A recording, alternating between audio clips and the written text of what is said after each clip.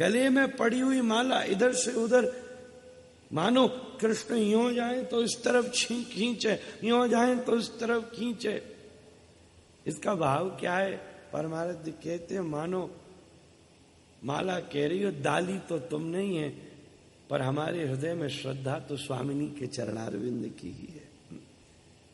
ठाकुर जी प्रिया जी तो वामांगी हैं। वही जयंतिम चमाला, ऐसे वर का आवेश धारण किया है। आबाल वृद्ध वनिता सर्विंग पशु वृत्तय, कोई आया हुआ। केवल ये वर एक दुल्हन का नहीं है, सबके लिए है। कोई बच्चा आ जाए तो ठीक, बूढ़ा आ जाए तो भी चले। बाल वृद्ध, अंडज उद्विज स्वेदज जरायुज तुरीय बद्ध ज्ञाता ज्ञात सूक्ष्म स्थूल जड़ चेतन। ठाकुर जी बोले हम तो सबके साथ ब्याह करने को तैयार है। ये स्वरूप सब जगह है।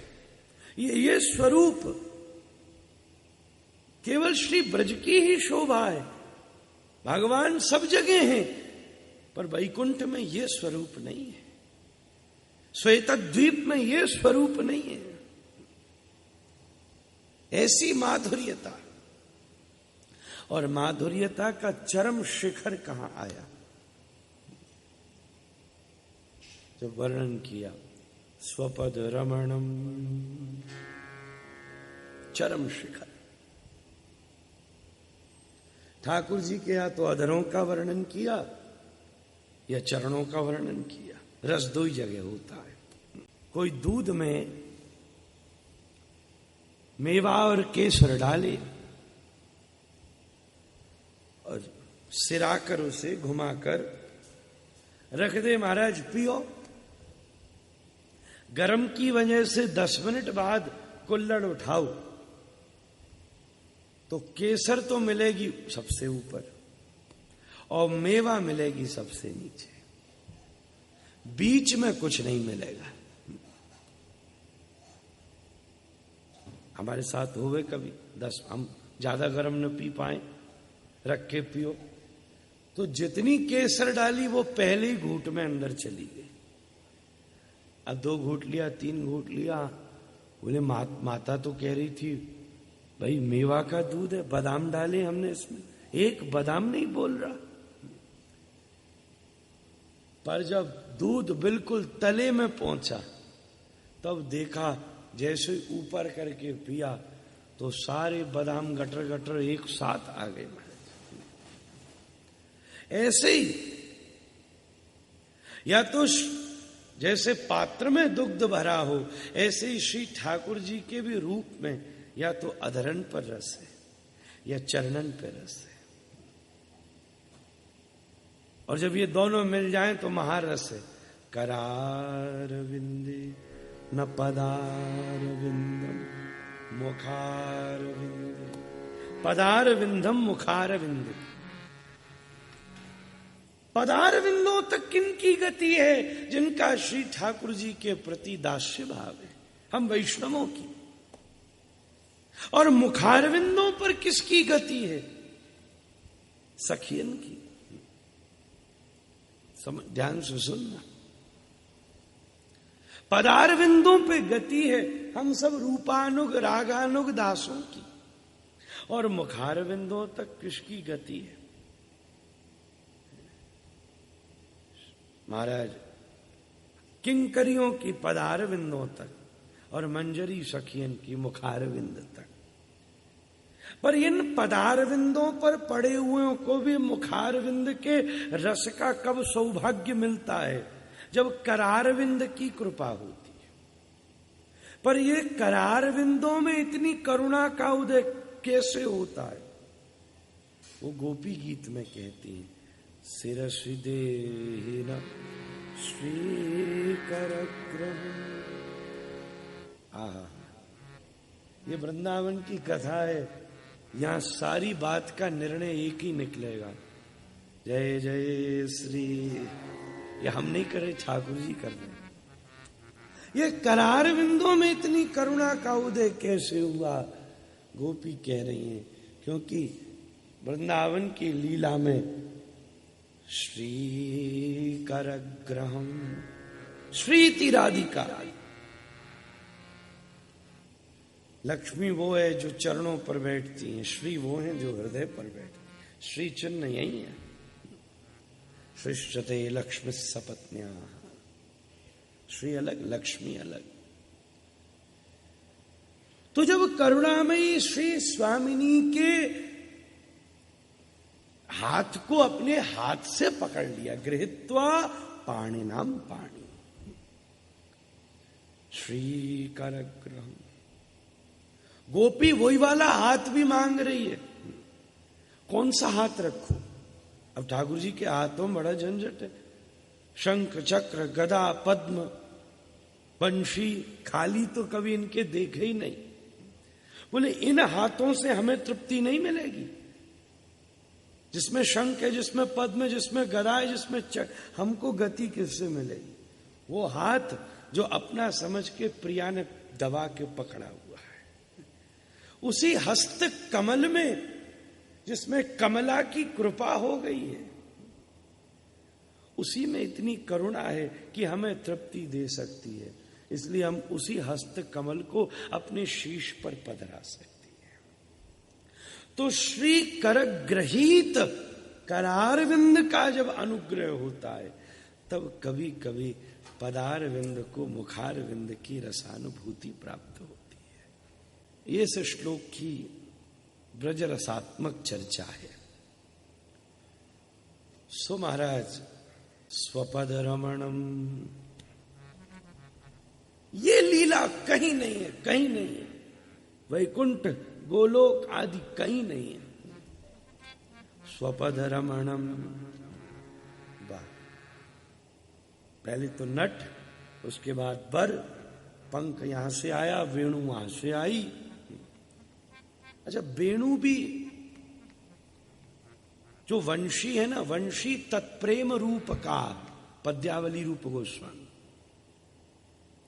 जो वंशी है वो पर्सोनिफिकेशन है, अंग्रेजी का शब्द है, मतलब स्वरूप है। भैया ऐसे आगे जागे से जाने में हमको व्यवधान होता। जाइए, अब मत आइए, उधर ही बैठ जाइएगा।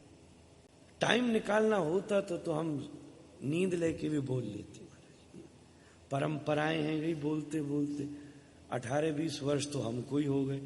अब बोलने को इतना अभ्यास तो हो ही गया है, सो जामे तो भी घंटा 2 घंटा तो कथा सुनाई दे मंगे। पर कोई अगर गंभीर चर्चा हो तो फिर थोड़ो एकाग्रता तो चाहिए। सब महात्मा बैठे। सो क्या कह रहे हम? स्वपद रमणम, बात बड़ी विशेष थी, गई। सो हाँ, वंशी तत्प्रेम रूपक, वंशी जो है वो सस्वरूप है। वो सस्वरूपता का, किसकी सस्वरूपता है? जो श्री राधा माधव के मध्य का प्रेम है। जैसे एक निराकार ब्रह्म होता है, फिर उसी में आकार हो जाए तो साकार ब्रह्म। प्रेम निराकारता है, प्रेम प्रवाह।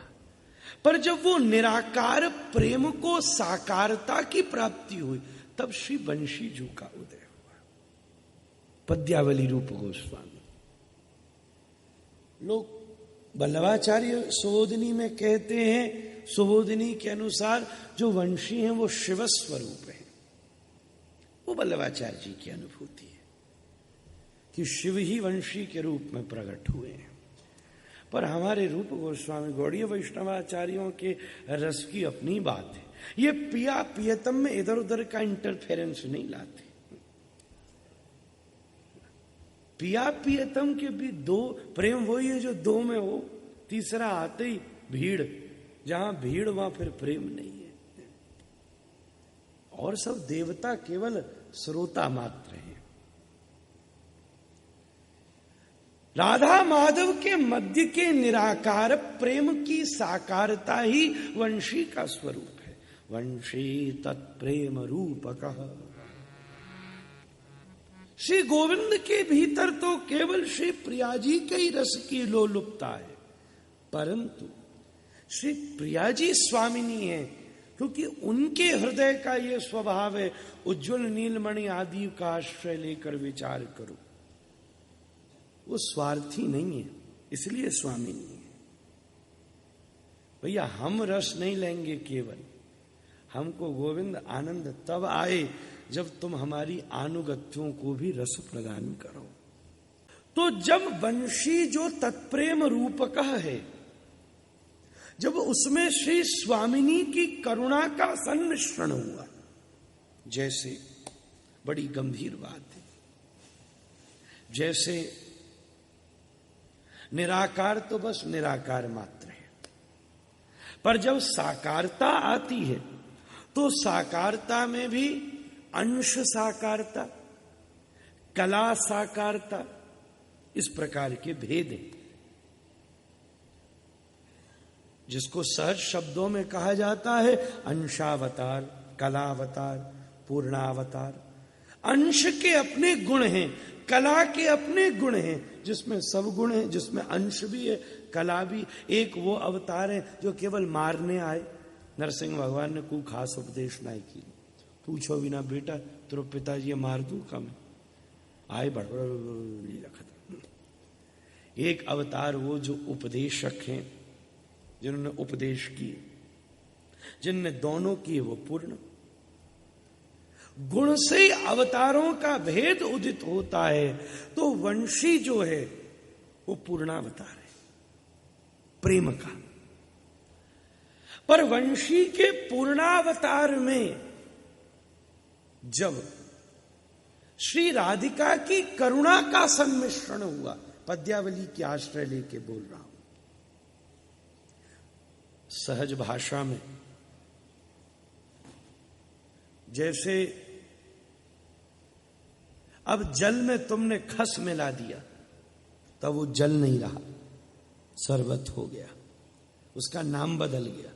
जल के बिना वो अधूरा था, जल ही ज्यादा था, वो तो केवल 2 बूंदी डाला था, 1 चम्मच ही घोला था, पर उसका नाम परिवर्तित हो गया। जल से ही तृप्ति मिलेगी, 1 चम्मच खाली खस पी भी नहीं सकते। पर जैसे ही 1 कुल्हड़ जल में 1 चम्मच खस की मिली, अब ये नहीं कहोगे लीजिए जल पीजिए, जल हरा वालो जल, ये सुखे सुबह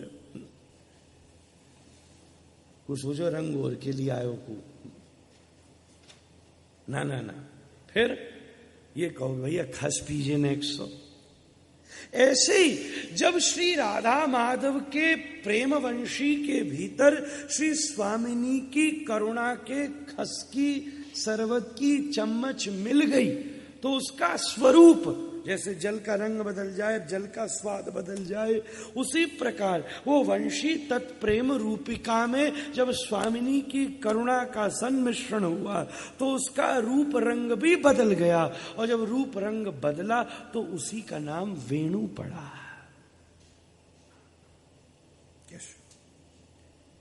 तो वेणु सबके लिए, वंशी केवल श्री राधिका की। पर जब श्री राधिका की करुणा बरस गई तो वेणु बन गई। अब जब वेणु बजेगी तो सब सुन जाएंगे।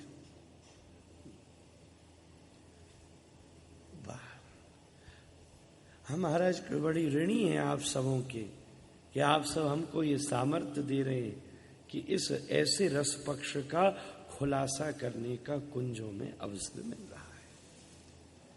नहीं तो और जगह तो दूसरे दिन ही आदमी बोलते, बोल तो रहे हो महाराज, कुछ पल्ले नहीं न पड़ रही। ये अलग ही लीला है। इनने तो हमको विदेश में भी सुना है, निपटानो पड़े। सो यही वेणु का मधुर स्वरूप है। इसलिए गीत कीर्ति ही, श्री वंशी के द्वारा भी कीर्ति किशोरी के ही गीतों का श्री गोविंद वेणु के द्वारा अनुसंधान कर रहे हैं। यही उसका स्वरूप है।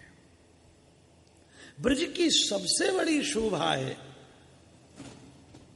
और जगह ये नहीं है, वो क्या है? स्वपद रमण।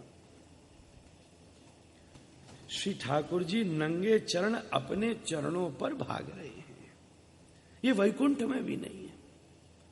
वैकुंठ में तो लक्ष्मी चांचल में छुपा के रखती, ऐसे दिख न पड़े। ब्रह्मा जी बात करते नारायण से, देखते नीचे, नेक सो पल्लू हट जावे सो नारायण के चरण दिख जावे। पर श्री ब्रज में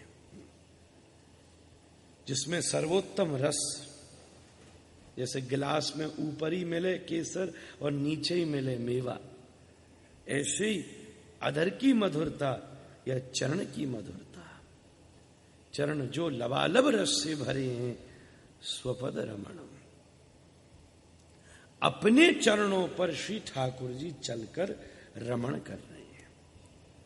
रमण के द्वारा रस का संचार कर रहे हैं। यहां गोविंद में करुणा का उदय हो गया है। पद से रस का संचार होता है, इसलिए तो लक्ष्मी बैठी बैठी दबाती रहती है।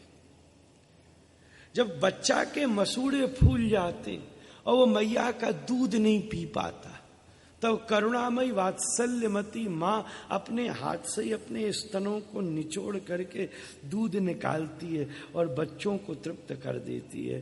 बोले ऐसे ही जगत में फंसे हुए लोगों की भी वासना के मसूड़े बहुत फूल गए हैं।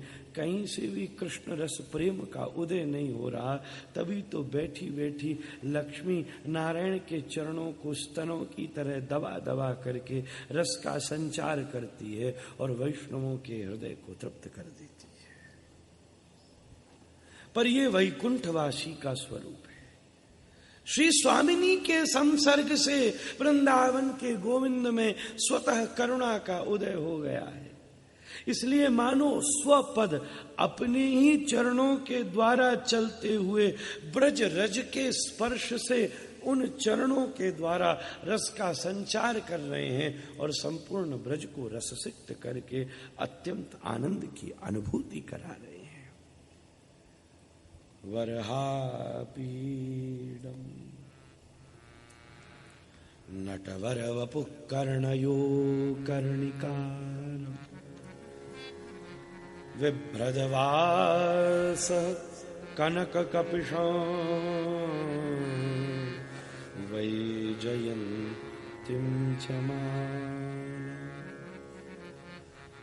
रन्ध्राण्वेणो रधर सुदया पूरयन् गोप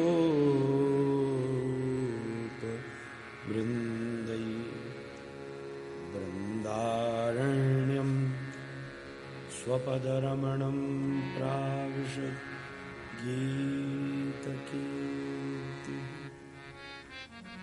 वृंदारण्यम स्वपद रमण, ये भी स्पष्ट कर दिया। ये स्वपद रमण संभव कहां है? श्री वृंदारण्य में ही। श्री स्वामिनी के द्वारा स्वपद रमण हो रहा है श्री वृंदारण्य में। ऐसे श्री ठाकुर के मधुर स्वरूप। ये श्लोक ही ऐसा है, इसी पर ही चर्चा 7 दिन हो जाए तो कोई कमी ना है। दादा गुरुजी ने तो अनेकों बार करी है। उन्हीं के चरणन में बैठकर जो कुछ छींटा हम पे पड़े, वही छींटानते आपको तृप्त करवे को प्रयास कियो है। समस्या ये है ना, आप वाहवाही कर रहे हो, हैं छींटा, फिर भी वाहवाही कर रहे हो। क्यों? रेगिस्तान में छींटा भी मिल जाए तो बहुत हो जाता है।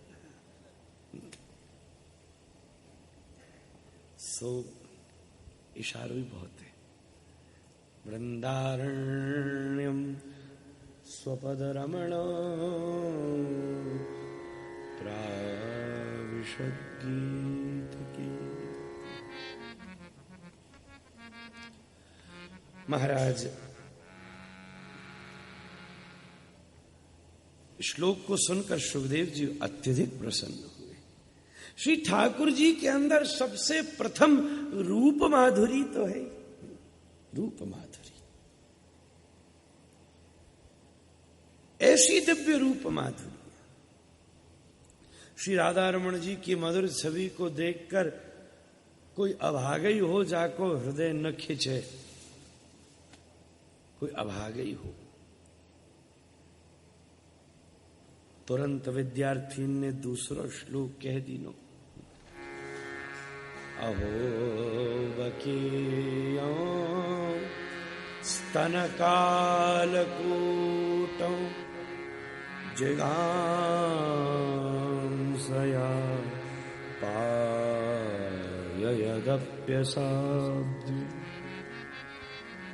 लेभे गतिं दातृषितां ततोऽन्यं कम्बादयालुं शरणं व्रजे।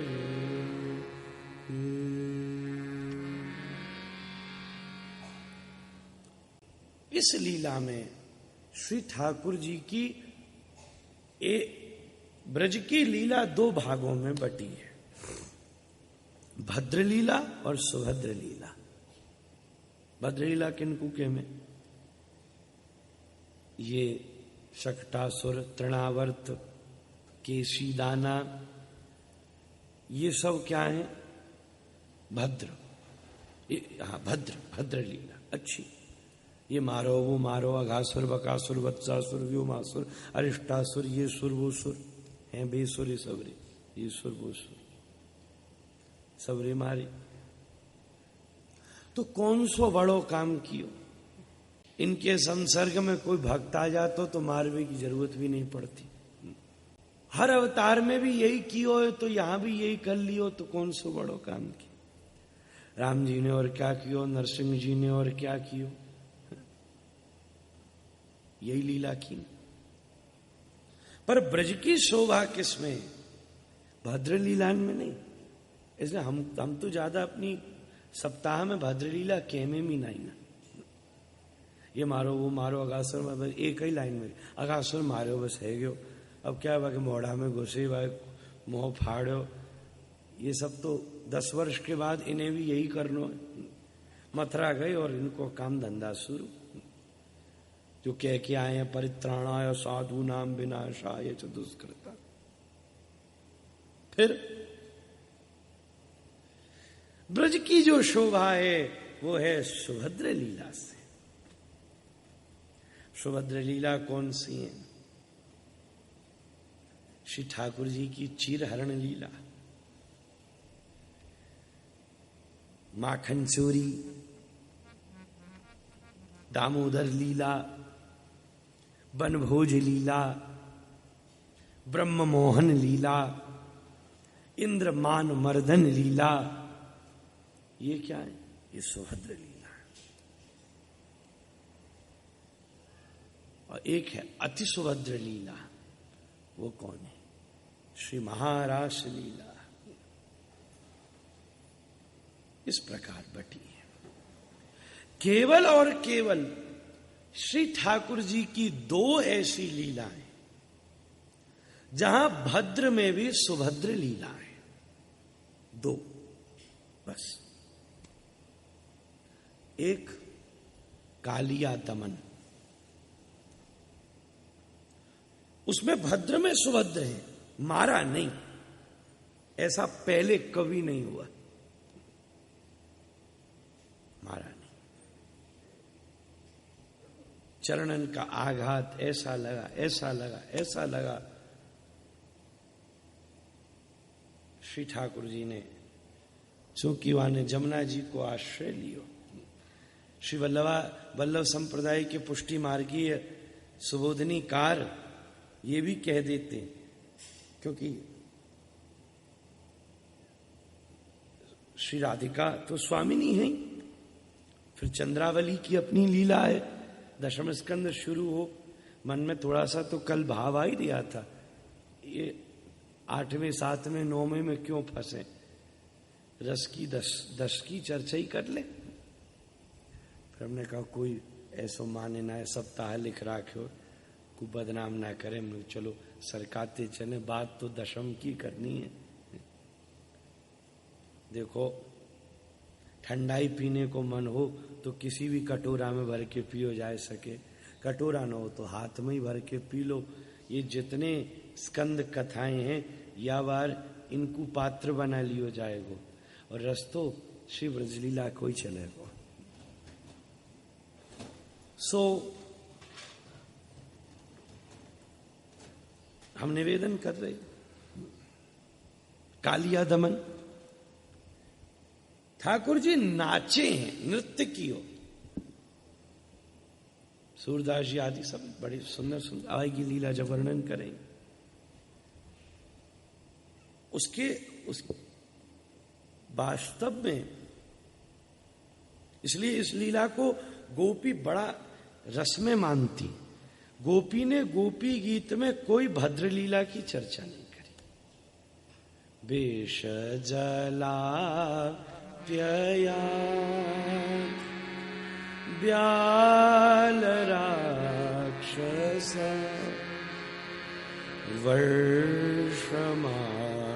वर्षमारुता वैद्युतानना वृषमयात्मजा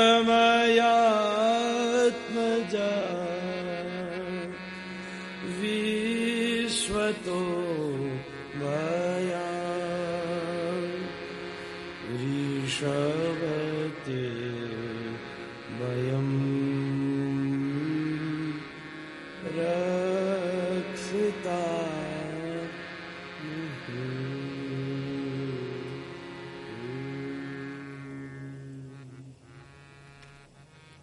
कालिया का तो नाम भी नहीं लिया, जल से विष को निवृत्त किया। समस्या कालिया है भी नहीं, विष है, वासना है। तो ये सुभद्र लीला है।